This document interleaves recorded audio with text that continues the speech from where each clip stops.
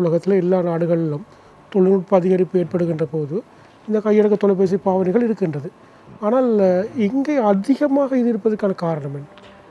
மற்ற நாடுகளில் இப்போ வளர்ச்சி அடைஞ்ச நாடுகளை எடுத்தால் இந்த அளவுக்கு இந்த பாடசாலை இந்த பாடக்கற்கைக்கு இவ்வளவு முக்கியத்துவம் கொடுக்கப்படுறதில்லை. அநேகமாக வளர்ச்சியடைந்த நாடுகளில் 10ஆம் வகுப்பு 11ஆம் வகுப்பு வரைக்குமே பிள்ளைகளோட மார்க்ஸ் ஒன்று போடுறதில்லை, ஏபி என்று தான் போடுவார்கள். இப்போ வீட்டில் என்ன நடக்குது? நீ மற்ற 95 எடுத்துருக்கிறாய், பாய் அவன் 98 எடுத்துருக்கிறான், உண்ட டியூஷனுக்காக நான் எவ்வளோ காசு செலவழிக்கிறேன், நீ 95 தானே எடுத்தாய் என்று கேட்குற ஒரு நிலை இருக்குது. இப்போ அந்த நாடுகளில் ஏபிசி என்று இந்த ஓலெவலுக்கு போடுற மாதிரி தான் போடுவாங்க. அப்போ ஏ அளவில் பி அளவில் இருக்குது, 1ஆம் பிள்ளை 2ஆம் பிள்ளை என்றெல்லாம் ஒன்றும் கிடையாது. அப்போ அதால் என்னது தேவையில்லாத போட்டித்தன்மை குறையுது, அழுத்தம் குறையுது. அப்போ பெற்றார்களும் பிள்ளைகளை இந்த பொழுதுபோக்கு விஷயங்களுக்கு சேர்த்து விடுறது, அதுகளுக்கு சேர்த்து விடுறதுக்கான சாத்தியக்கூறு அதிகரிக்கும். இந்த அளவுக்கு டியூஷன் போகிறதுமே வளர்ச்சியடைஞ்ச நாடுகளில் மிக குறை. ரைட். அப்போ அதே மாதிரி அந்த பள்ளிக்கூடங்கள்லேயே இப்போவும் இருக்குது சில பள்ளிக்கூடங்களில் இங்கே கூட கராட்டி, செஸ், ஸ்க்ரபிள் என்ற பல விஷயங்கள் சொன்ன மாதிரி ஒவ்வொருத்தனுக்கும் ஒவ்வொருத்தன்ற திறமை இருக்கும்.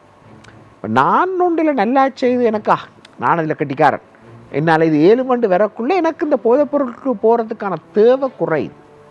அப்போ அப்படியான சந்தர்ப்பங்களை நாங்கள் இந்த அளவுக்கு ஏற்படுத்தி கொடுக்குறோம். அதில் பாடசாலைகளுக்கும் பொறுப்பு இருக்குது, பெற்றோருக்கும் பொறுப்பு இருக்குது. இந்த கையடக்க தொலைபேசி பாவனையை பார்த்து கொண்டிருக்கிற நேயர்களுக்காக குறைப்பதற்கு என்ன செய்ய வேண்டும்? பிள்ளைகள் நாங்கள் செய்கிறத பார்த்து தான் எங்களோட பிள்ளை செய்ய போகுது. நான் ஃபோனை பார்த்து கொண்டு பிள்ளை இந்தா உனக்கு பெருசாக இருந்த பிறகு ஃபோன் பார்க்கலாம், இப்போ புத்தகத்தை எடுத்து படியண்டா, அது சரி வராது. முதல் நான் எதற்கு முக்கியத்துவம் கொடுக்குறனோ அதுக்கு பிள்ளை முக்கியத்துவம் கொடுக்க போகுது. இது முதலாவது விஷயம்.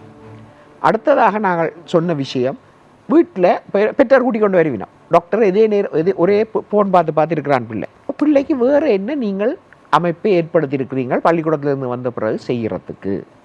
ஃபுட்பாலுக்கு சேர்த்து விட்டீங்களா, கிரிக்கெட்டுக்கு சேர்த்து விட்டீங்களா, பக்கத்து விட்டு பிள்ளைகளோட விளையாட விடுறீங்களா? இப்போ பிள்ளை என்ன சிவரை பார்த்துட்டு உட்காந்துருக்க சொல்கிறீங்களா?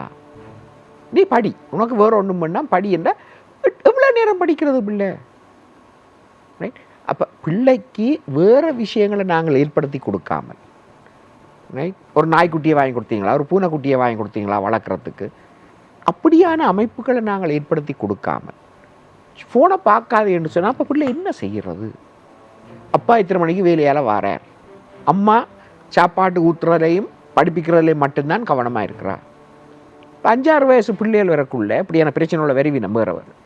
நான் பிள்ளைகிட்ட கேட்பேன், அம்மாவுக்கு கிரிக்கெட் வருமா, அம்மாவுக்கு போலிங் வருமா, பேட்டிங் வருமானு கேட்பேன். பிள்ளைன்னு ஒரு மாதிரி வித்தியாசமாக பார்க்கும். டாக்டர் நான் பைத்தியார கேள்வி கேட்குறேன். ரைட். நான் சொல்லி விடுவேன், ரைட், அம்மா இண்டையிலேருந்து உங்களோட கிரிக்கெட் விளையாடுவா, அம்மாவுக்கு எது சரி வரும்னு எனக்கு வந்து சொல்லும் நீர் அடுத்த முறையில். ஏனென்றால் பெற்றார் பிள்ளைகளோட விளையாட இனம் இல்லை.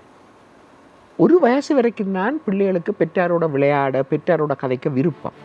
12-13 வயசுக்கு பிறகு அப்பா அம்மாவோட கதைக்கு விரும்பாது, கூட்டாளி என்று போயிடும்.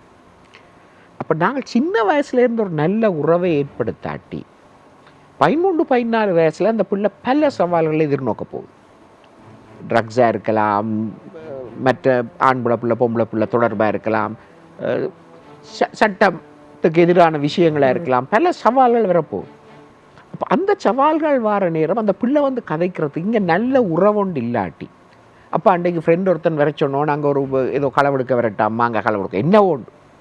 இப்போ இதை சரியா பிள்ளையாண்டு கேட்டு கதைக்கிறது யார்கிட்ட கேட்கலன்னாங்க? நல்ல ஒரு உறவு, அந்த உறவை ஏற்படுத்துகிற வயசு. இப்போ நாங்கள் 4-5 வயசுலேருந்து அந்த உறவை ஏற்படுத்தி கொண்டு போகாமல் பெற்றோர் வந்து சொல்லி, ஐயோ டாக்டர் இந்த பிள்ளையோட பிரச்சனை ஒன்றுமே எனக்கு சொல்ல இல்லை, சொல்லியிருந்தால் நாங்கள் உதவி செய்திருப்போமே, சொல்கிறதுக்கான சூழலை ஏற்படுத்தி கொடுக்கறதுக்கான அந்த ஒரு உறவு நிலையை நாங்கள் சின்னன்லேருந்து கட்டி எழுப்பாமல், நான் உண்டே அப்பா, நான் உண்டே அம்மா, நீ உண்ட பிரச்சனை வந்து சொல்லு, பிரச்சனை இல்லையேன்னு சொன்னால் நாங்கள் போய் சொல்லுவோமா? கடைசி வரைக்கும் இல்லை.